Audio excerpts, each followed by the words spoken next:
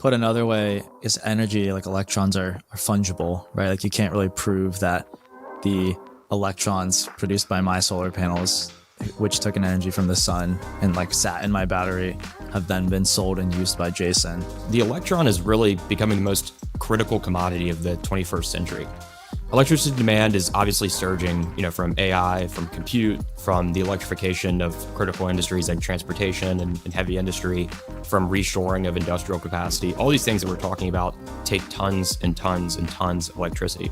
Definitely today, helium's design doesn't have a liquidity motor, it's not going to compound that way, but I don't think it's impossible to design a DeepIn network that has a liquidity mode and can do sub-DAOs. And I don't think it's 90%, but I think with more experimentation, it'll become more clear that maybe there is something to do there. Maybe it looks more like what Filecoin's doing with virtual machine and like becoming more like a layer one, or maybe it's more like what BitTensor's doing. But I feel the market's like moving in the right direction and going the right way.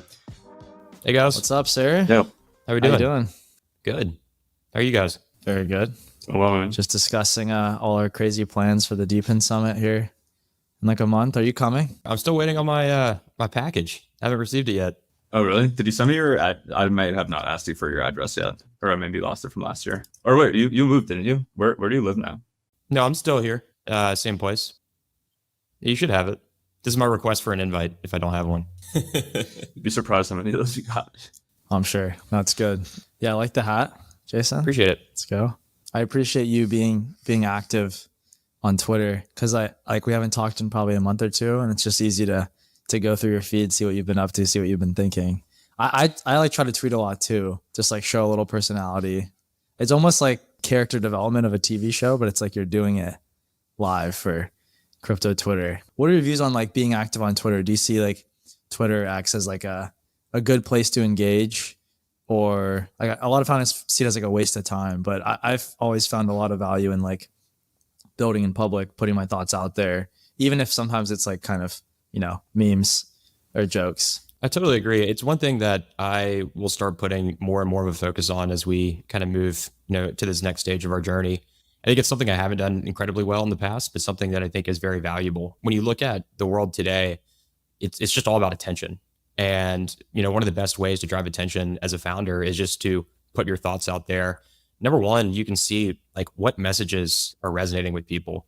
Number two, you just open up the kind of field for people to interact and engage and disagree or agree. And that's really helpful to continue to inform your thinking about where to take things. So I think it's incredibly important for founders to do. And yeah, it's something that I'll certainly be putting a focus on more and more. You're my like permanent hype man, Connor. It's like I can always count on like one like, and it's like my minimum. Yeah, it's funny. I've gotten that like feedback from other founders too. Like I think how I first got on Frank and Amir's radar is because I was always like the person that liked their tweets. I just feel like a like is like, oh yeah, I like that tweet. Like I liked it. You know what I mean? Right. If you think about it from their perspective, like I always pop up on their feed. Yep. So they kept seeing my name.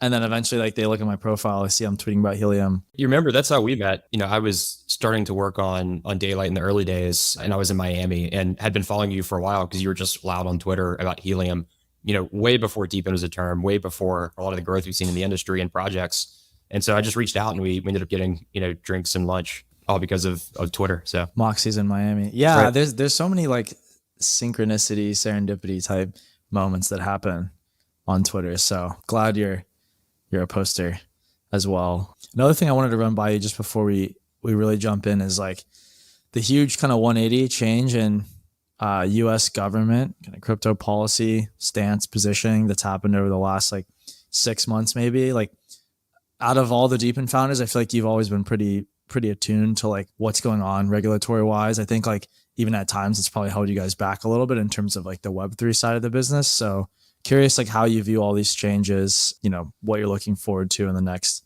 6 months as we get through the election and have a new president, kind of new regime in place. Totally. Yeah. 2023 was a pretty scary time for the industry. And, a lot of people have already forgotten about it because of the drastic 180 and prices are back up. But, 2023 was really scary. And as a US based team, a US based founder, and someone who had raised capital from a lot of investors that you respect, I felt I owed it to them to not risk the business and make sure that we always did things as closely to what was generally accepted as the best practice as possible. Obviously, everything in crypto is pretty gray, but that's always been kind of a guiding light for me. In 2023, a lot of people who aren't founders don't realize how bad it really was. But Operation Choke Point that Nick Carter and others talked about was very much real. I remember I had an investor, a very large investor in the crypto space and very plugged in. During Operation Choke Point, they went and pulled every major bank in the United States. And they basically asked them, will you accept crypto companies to bank with you? And then will you accept companies that are affiliated with tokens or token issuers to bank with you? There was, in the middle of 2023, I think 8 or 10 banks in the United States that said they would bank crypto companies. And there were 0 that said they would bank companies that were affiliated with tokens, which is pretty crazy and pretty concerning. Think about insurance as well. On our Web2 business, which we'll talk about, on the installation side, like you have to have insurance to cover the installation work that we're doing. That would be, pretty difficult, if not impossible, to secure in kind of the 2023 timeframe, especially if you don't have a bank account. And so, yeah, it was pretty scary. Regulation by enforcement was pretty widespread. Even if you were able to win your case, a lot of projects just died because they ran out of money defending their cases, right? And so that's not really a playing field that anyone set up to win on. So we quietly waited and watched and continued to build, both our Web2 business and progress our protocol designs throughout 2023. And now we've had the complete 180, and it's clearly, I think, the right time to start scaling the crypto side of this business and for other teams and projects to really jump back into the crypto space. We have, number one, a complete new organizational structure in the United States. I think a lot of people have missed this, but this is a really big deal. You no longer have to structure as an offshore foundation. The DUNA entity law out of Wyoming is a very, very strong entity protection law, and it's specifically designed with DAOs and DAO governance in mind. And we will likely be structuring as a DUNA out of Wyoming. If anyone's interested in that, you should definitely check out the blog post by Miles at A16Z. He has a really good blog post on why the DUNA is such a big deal for DAOs and for crypto in the United States. And number two, we had a House-passed framework for digital assets.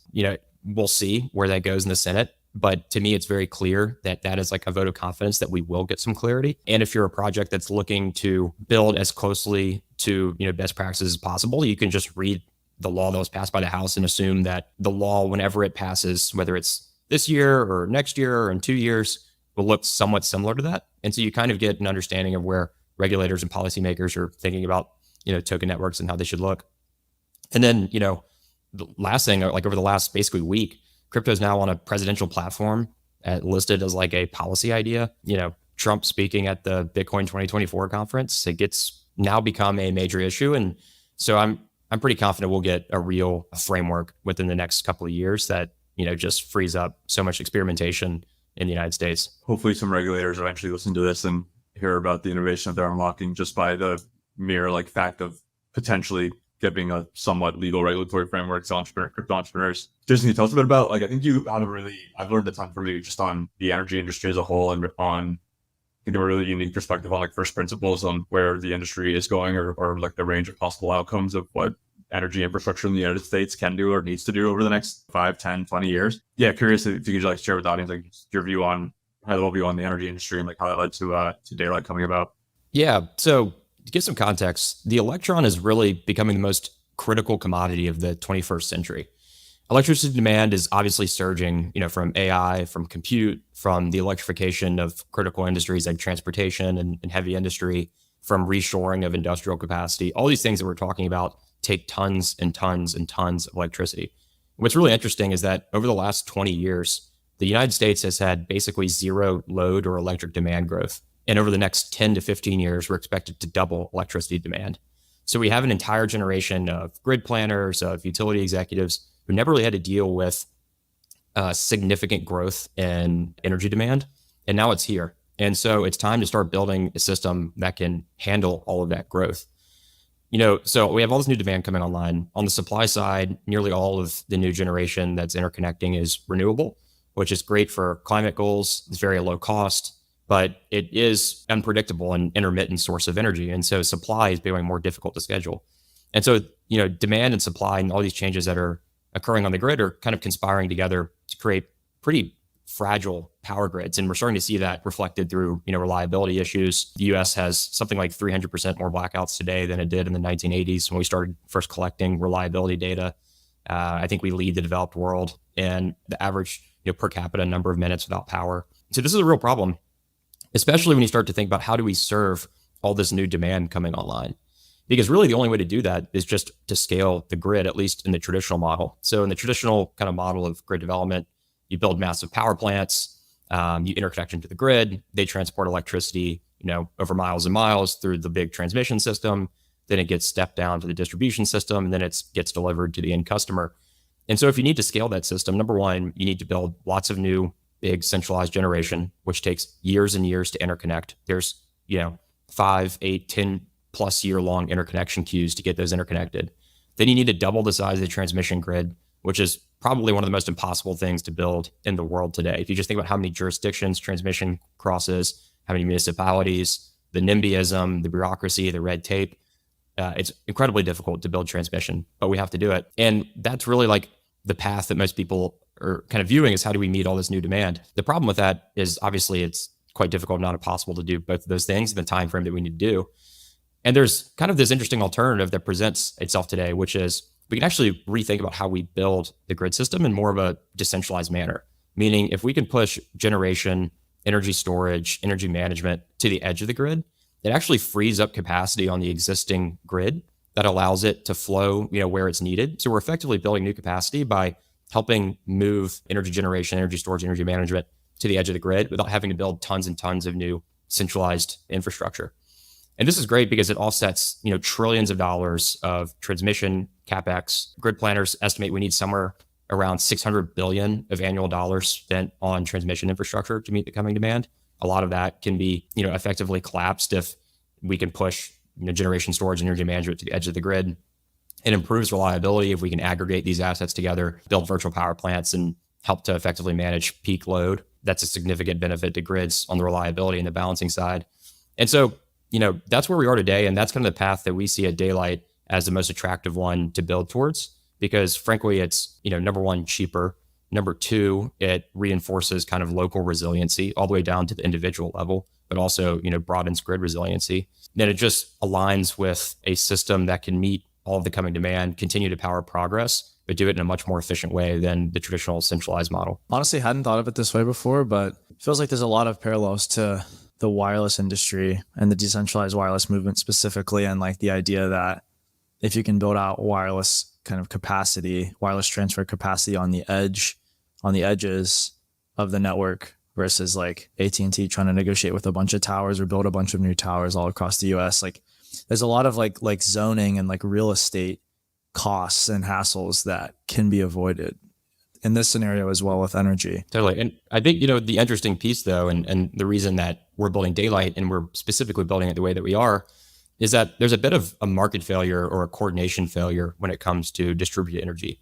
What I mean by that is that distributed energy is very valuable. The stuff we just talked about is very valuable in the aggregate, but the individual decision to invest in distributed energy is a very individual one. And so what that leads to is this kind of coordination problem where distributed energy upgrades, they don't really capture all of the societal value that they offer. And so they're more expensive than they should be. They have lower ROIs than they should be because we have this kind of failure to coordinate across all these assets. Interestingly enough, like energy has pioneered movements to solve these market failures using market solutions for decades. We have these, tradable credit schemes that have existed across the energy industry for numbers of years. In the renewable space, we have, renewable energy credits or RECs, which are created to effectively incentivize renewable energy production. Especially in Europe, we have something called white certificates or energy efficiency credits, which are effectively tradable credits for energy efficiency upgrades that really encourage investment decisions in energy efficiency. And so we have kind of a blueprint for how you solve this with these liquid, rights to like a productive outcome, but one doesn't exist for distributed energy today. And so one like good way to think about Daylight and what we're doing is creating a new market solution, a new tradable credit, an energy-backed currency that effectively funds these projects, these electrification upgrades. Those electrification projects connect and contribute some level of flexibility and capacity back to a common protocol. And then energy companies, grid operators, power traders can plug in and redeem those credits, those tokens, that currency for the underlying commodity. And that really solves this market failure by uniting everything to one common platform and one common currency.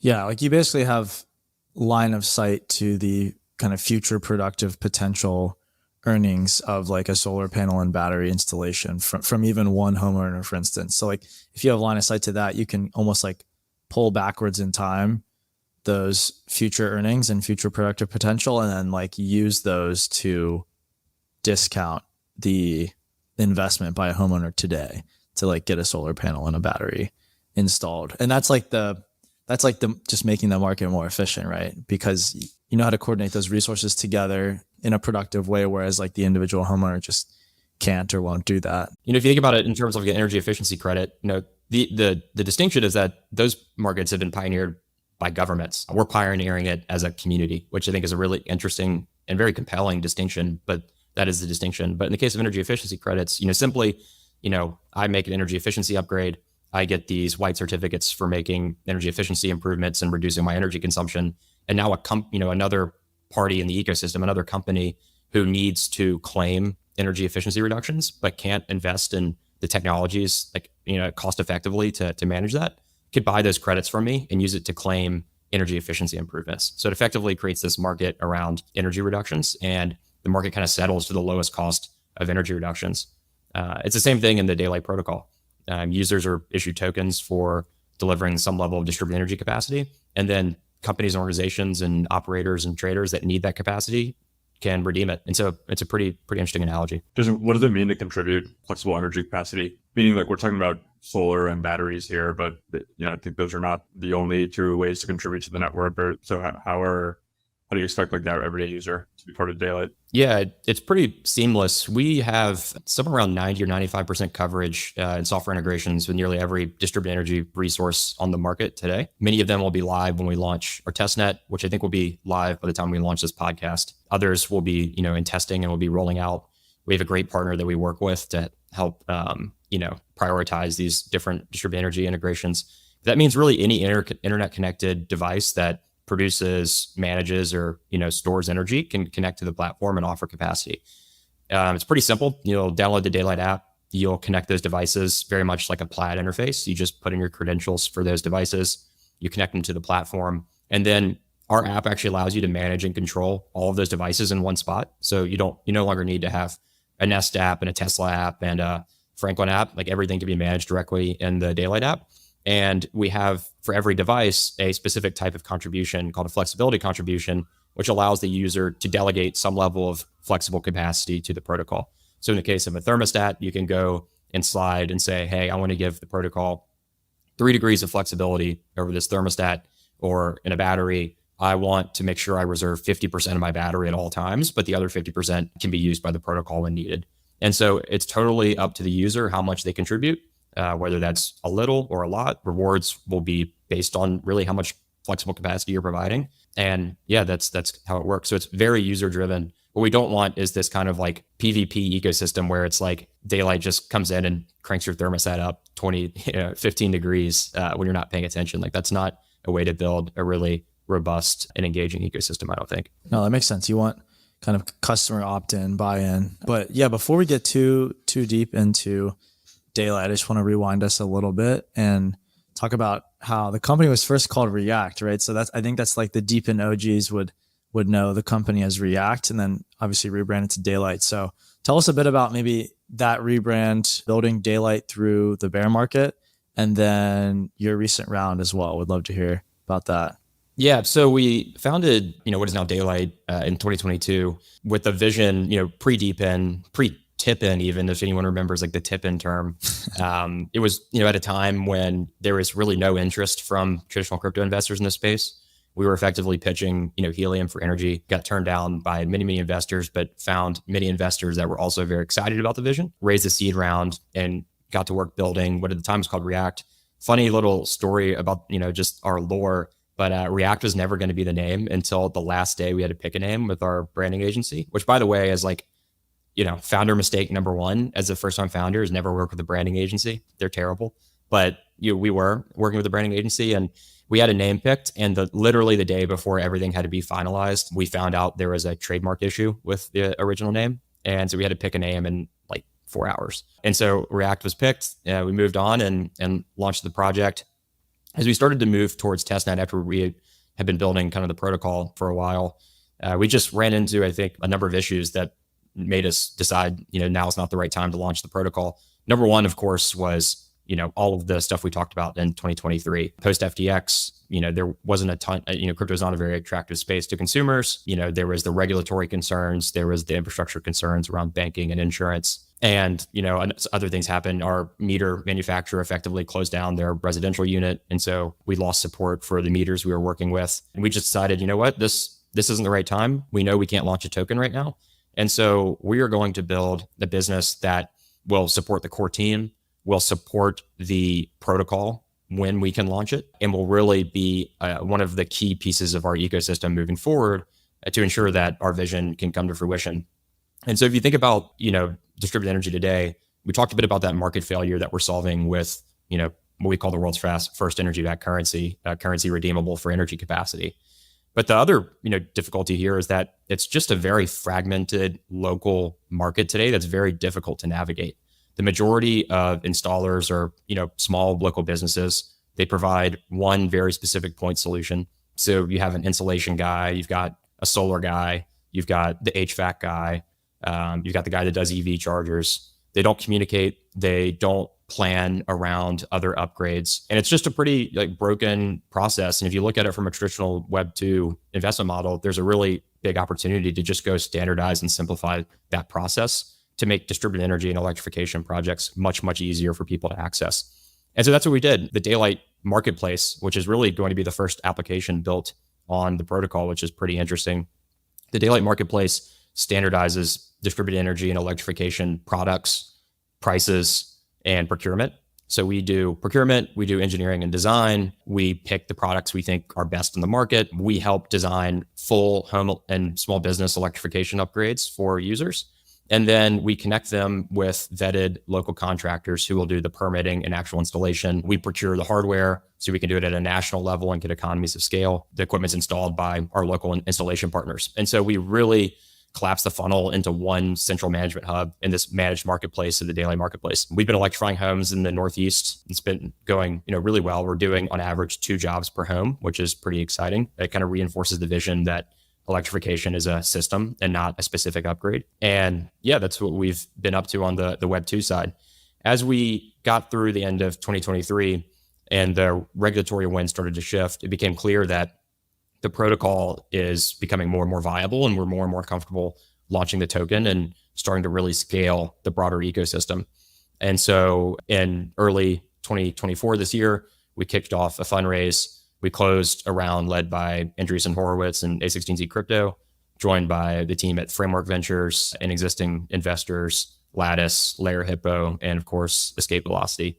So we're pumped about that round. We have amazing partners who think very critically and very deeply about crypto economics, about protocol design, and combine that with our team's background in energy, our power trading experience, our grid operations experience, our energy investment experience. And, now I think is the time to go and launch the broader ecosystem, which we're incredibly excited about. And that means that the project will not just be launching with a token and an app, but with a full service electrification marketplace that can really reinforce the growth of the network itself. As we make parallels and analogies to Helium, I think one thing to call out is, things are similar, but things are very different. And I think the deployer model is very different than it is in, say, Helium, because these upgrades have to be made by master electricians, licensed businesses with insurance. This is not something that you can spin up a deployer business and just start, deploying this equipment into people's homes or people's buildings. Much more difficult than that. And so the Daylight Marketplace is very specifically built to grow the ecosystem very rapidly and ensure that, these upgrades are as accessible and low cost and simple as possible for potential users of the protocol. On that note, real quick, I definitely think we do need some master electricians helping out with installations, because I remember I was beta testing one of your earliest smart meters, the Emporia smart meter. And I was putting it, you basically put it in the, I don't know what it's called, the electricity switchboard in your apartment. Yeah, You open electric the panel, the breaker panel. But you even had to take the face of the breaker panel off and connect to wires on the back end. And I just remember messaging Jason a million times, can I touch this with this, or am I gonna like shock myself and die? So yeah, it'll make sense to have from like a safety perspective and just from like an ease and like ease of mind type setup, just to have homeowners like work with someone kind of vetted Totally. or verified to get that set up. And the cool thing too is the new meter that we are working on right now, and will be the first meter that we sell, is actually much simpler to install. So what's cool is those original meters and most of the meters on the market today, like Sense, like Emporia, have to be wired to a power source, which is typically an open breaker or an existing breaker. The design that we are working on right now is effectively a self-powered design where it uses the current itself through induction to power itself. So it's much, much, much simpler to install. Yeah, pretty excited about that. The Daylight marketplace, when I think about the Daylight protocol, you guys have two sides to the marketplace, right? The supply side is mainly retail. It's folks who are contributing their individual energy capacity. And then you have traders and installers and this ecosystem of like businesses on the other side. I think like you're one of the most pragmatic entrepreneurs that I've met in how you think about energy. We at EV3 have looked at a lot of companies with this picture on like peer-to-peer energy, like actually, just like retail on both sides of the marketplace. And why can't we do this with zero middleman at all? What do you think about that? Like, do you think there's any ideas in that space worth trying, or what's the most exciting one you've seen? What's your overall take? Yeah, and Connor commented on a tweet, speaking of tweets earlier, that I made earlier on peer-to-peer energy. I'm generally bearish. There's a joke in venture, right? Like of how the world's littered with like dead CRM startups, right? And like in energy, it's the same thing with peer-to-peer startups. I think it's something that sounds really good, especially if you have a background in IoT or finance. It sounds exciting. But there's, I think, a reason why a lot of people with backgrounds in power markets haven't really pursued these ideas. First, like I'll just start with, in almost every, if not every major market in the world, it is not allowed, like specifically by regulation. So there's no path to actually launching a peer-to-peer marketplace in really any power market today, because it is so different and has so many complicated side effects for existing market and regulatory structures. So it's really not something that you can do, even if you build a really interesting platform to facilitate it. And I think that's like number one, like the most important thing to know is that it's just not allowed. And if you're building a startup, betting your entire startup on, getting significant regulatory and market structure changes in some of the slowest moving markets in the world is a very, very difficult pitch to make. Number two, it actually just like isn't, like peer-to-peer energy is not a thing because of physics. Meaning electrons just travel along the path of least resistance. Like a good analogy is to think about electrons flowing through wires, like water flowing through a pipe. Water flowing through a pipe just goes to where the faucet's open. You can't specifically move this molecule of water to this person's house through the pipe. It just flows along the path of least resistance. And electricity is the same thing. And so unless we are running like cables specifically between, my house and your house, Connor, there's no way for me to actually direct specific electrons to your home. So there is no physical peer-to-peer market. It's just not how electricity works from a pure physics perspective. And so when people talk about peer-to-peer energy, they're really only talking about kind of like financial settlements between peers.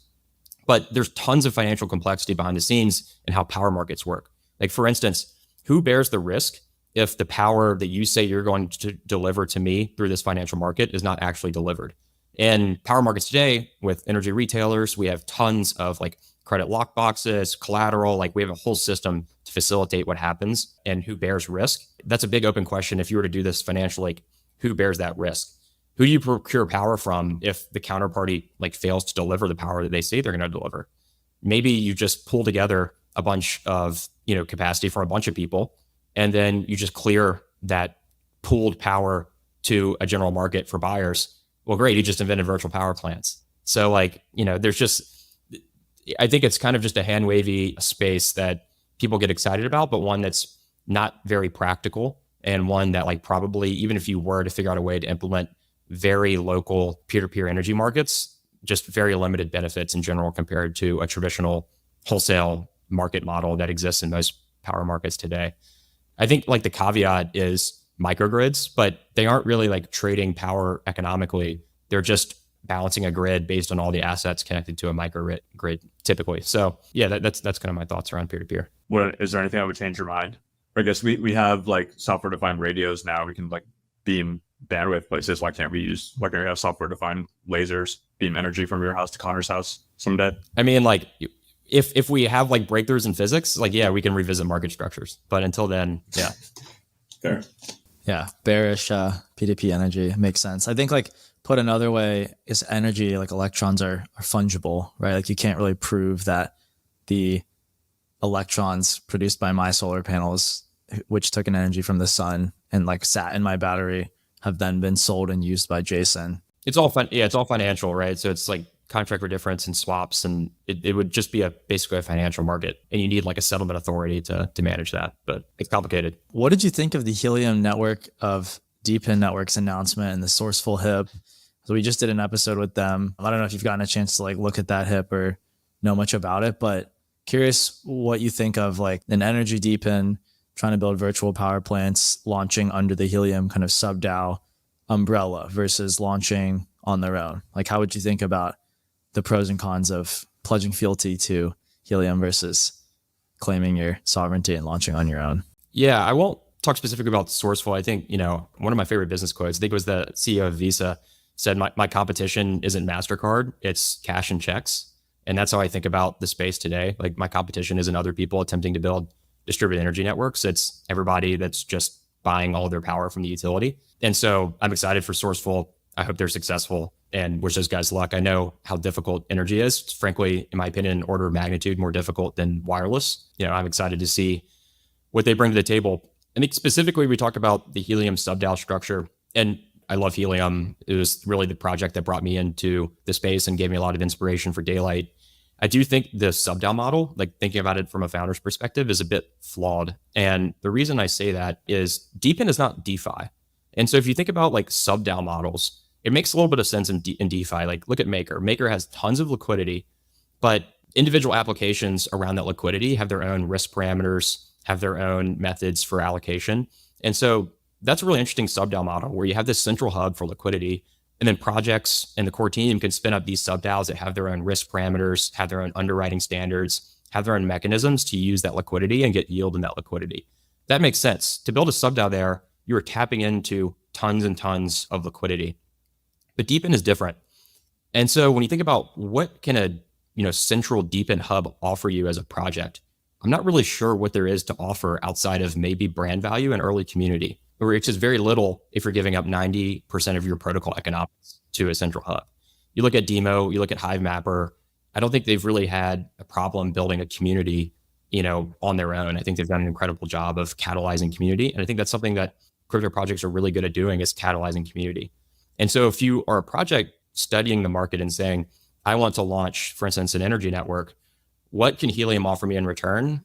Again, back to the deployer thing we just talked about, the deployer model is very different than the wireless deployer model. The community exists, but can we access that community through other channels?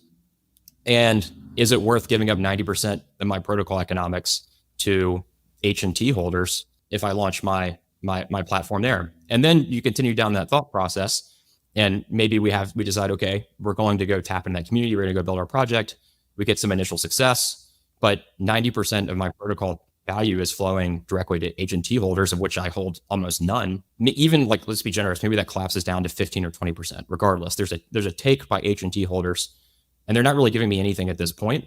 Why would I not fork away? I mean, you totally should fork away. Multicoin guys talk about this all the time about L2s, right? And if they're talking about L2s, it's the same thing with sub-DAOs. There's no reason to pledge fealty to H&T holders, of which, again, I own none, because, they gave me an initial boost around my community. So there's not this like liquidity mode that exists in DeFi and DePIN. And so I'm not really sure how the structure will work, except for Helium Foundation and Nova Labs internally developed sub-DAOs that are aligned because they're being led by large holders of H&T. I think you're thinking about it the right way. It's like, what are the pros and cons of launching as a sub-DAO versus launching on your own? I mean, one thing I think that might weigh on like the positive side that I think you covered maybe briefly, but it's like almost a second order effect, is like if the energy sub-DAO can get off the ground and really generate some meaningful on-chain revenue, then they can receive a potentially significant amount of H&T emissions to their sub-DAO treasury that they can then choose what to do with. And that's where I pushed back on a buy.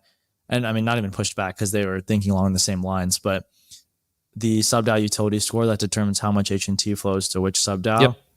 needs to be amended. Totally. So it's not just about data transfer revenue, it's about on-chain revenue in general. But it sounds like they're willing to do that.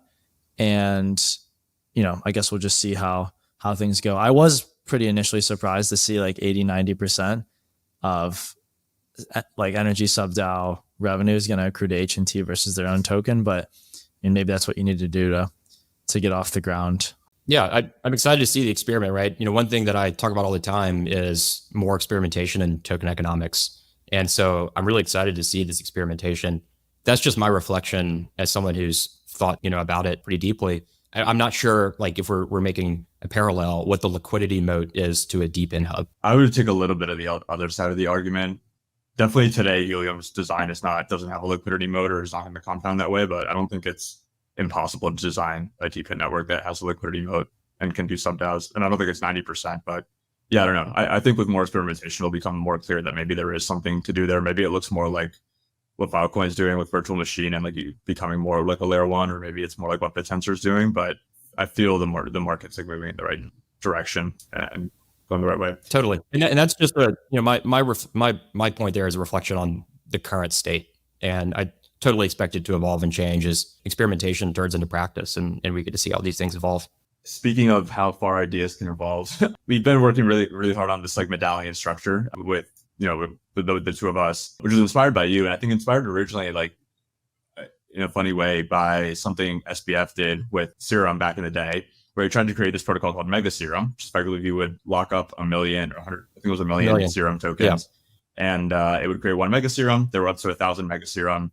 People that held Mega Serum had like highly discounted fees, or maybe they had no fees on the exchange. And so, for a hot minute there, meaning like a handful of weeks, I think like there was this like mad dash to get medallions from folks who were like trading really aggressively on FTX before it all sort of like collapsed. And we all know the rest of the story. But this idea of locking native tokens for like a super right economic right to like the capacity of whatever the underlying network is, I think is actually really smart and inspired this medallions idea, which I think of as separate the like peak of separating governance and economic rights in protocols. I think those two things should not be mixed together is what we've learned, or they should be extremely thoughtfully embedded through like veto rights and through soft forks or something else, but not like, I just think token voting is like literally cancerous to all of crypto. And so, yeah, tell us a bit about the medallions like model. You're the one that really came up with it. So how did it come about? How is Daylight implementing it? I'm like, how do you hope it differs or makes Daylight different than like what's out there today in DePIN? Yeah, so there's kind of a number of reasons and thought that went into it. Number one, like it feels like over the last like year and a half, like there's just been less experimentation around token design, which I think is kind of bearish. Like there should always be really interesting experimentation. Except how short you can make the lockups. That's the only experimentation that we've seen. Right, exactly. And so the inspiration for me actually came from like taxi medallions.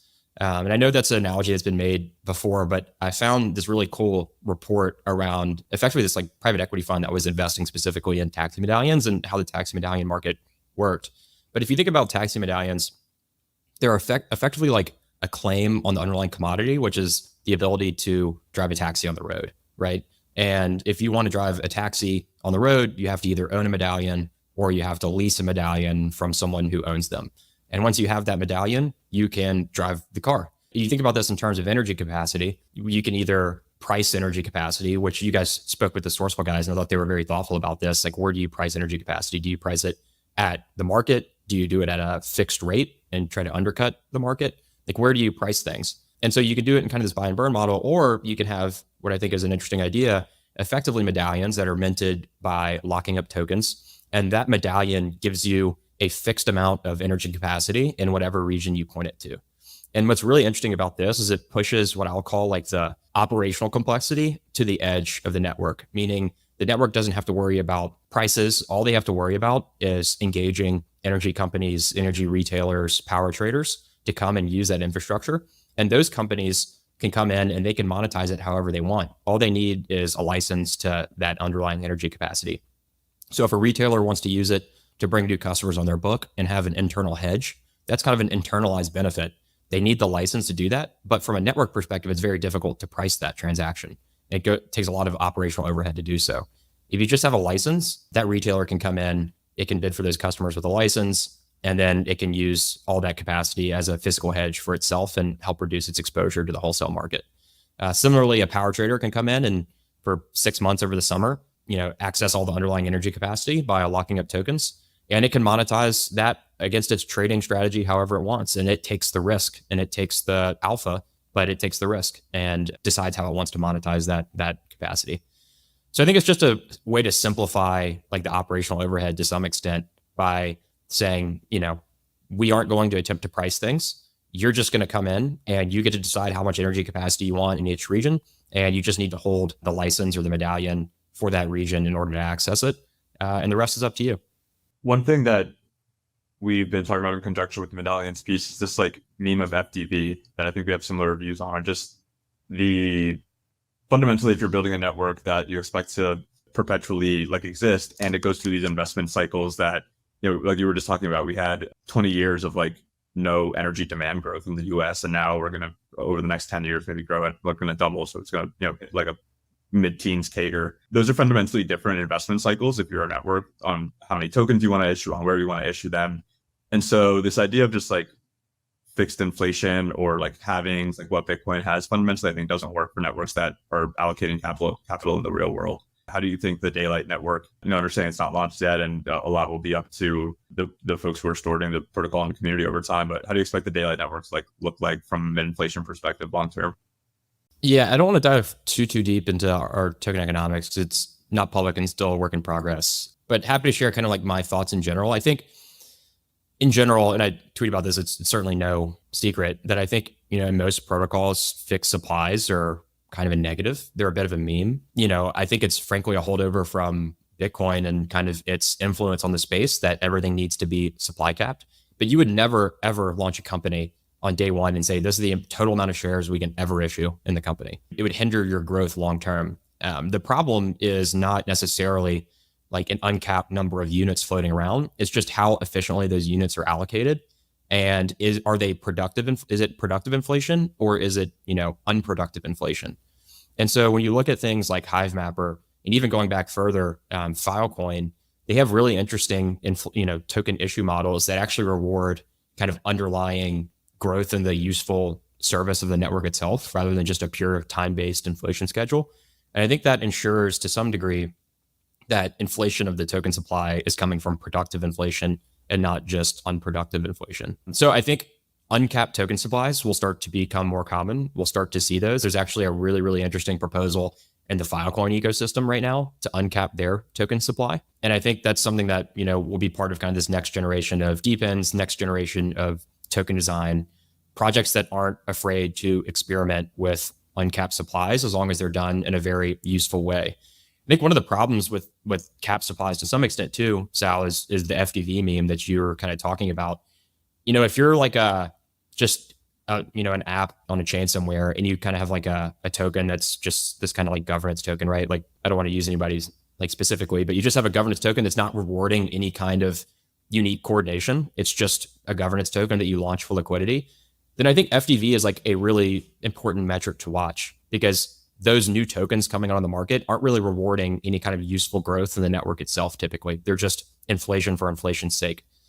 In the case of these DePIN networks, especially if they're designed, well, inflation is rewarding underlying growth in the network itself. And so anchoring like today's like total value to like what the future number of units looks like is kind of like a weird comparison to make. It would be like saying, in my opinion, like, here is the earnings per share today, but like we're going to assume there's no growth in earnings per share, but the company doubles their share count over the next 5 years. Like that would be like a really poor comparison to make because a company likely wouldn't make that decision. And so that's kind of how I think about FDVs around DePINs is they're kind of not real. And so if we move away from these like hard cap supplies, we can stop anchoring to these silly FDVs and think more about, what is the long-term growth of the key metrics and what does that look like today, 1-2 years from now, not in 15 years when all these tokens are issued and run out. Yeah, well, I agree with you. I also think goes back to the conversation we were having earlier on protocol design, meaning these networks, like you can either uncap the supply like Filecoin is doing, or you can do like the Bitsensor and Helium strategy of like issue multiple tokens, right? And like become the sub DApp model. It's like hidden inflation. Like It's inflation.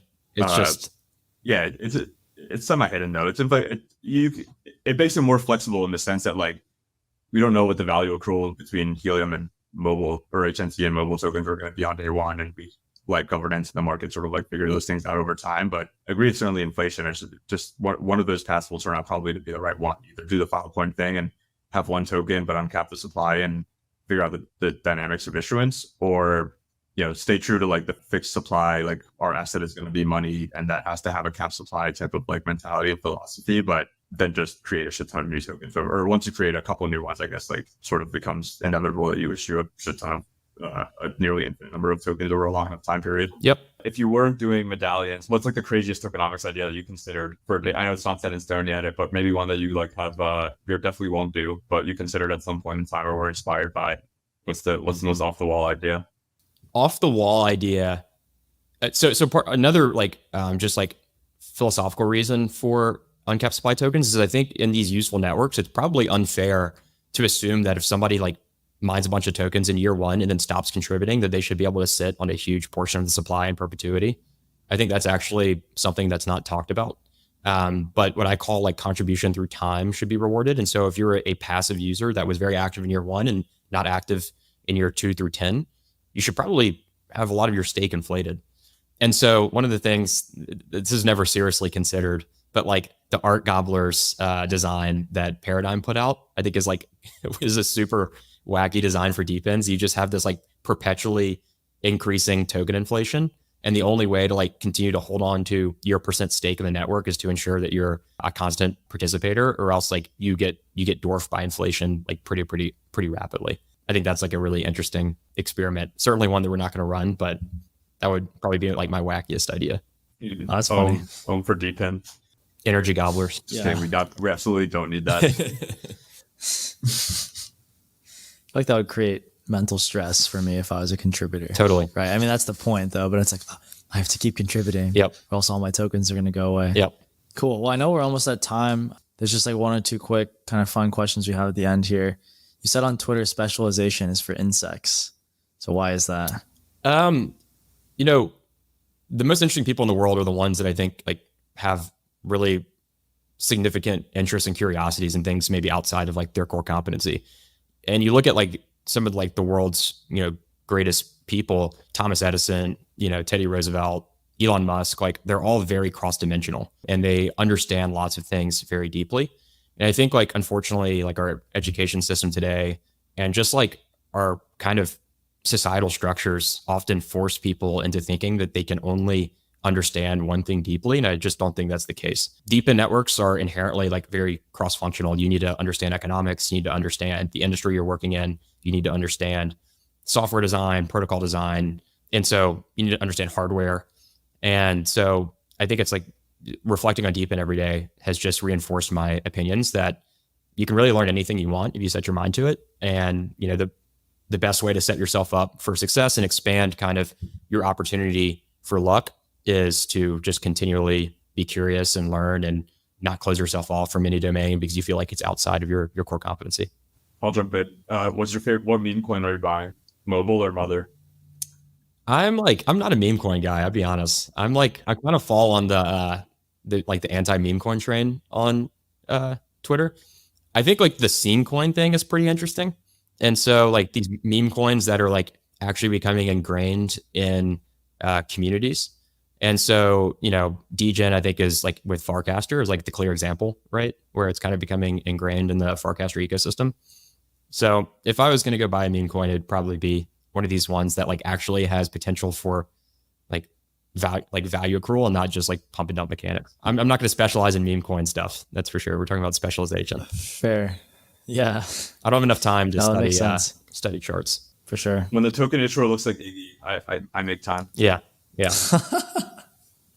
We'll find you some more of those, Sal. Cool, guys. Well, I know we're over time, so let's wrap it here. Unless Jason, there's anything else you want to add, but I think we covered a lot. So really appreciate you coming on. Yeah, thanks for the opportunity, guys. I think at the time that we launch this, the testnet will be live and we'll have announced the round. So I encourage everyone to download the Daylight app, connect an energy device, start earning points, and follow us on Twitter. We'd love to have everybody join in and start to really experiment and make our testnet successful and our mainnet successful.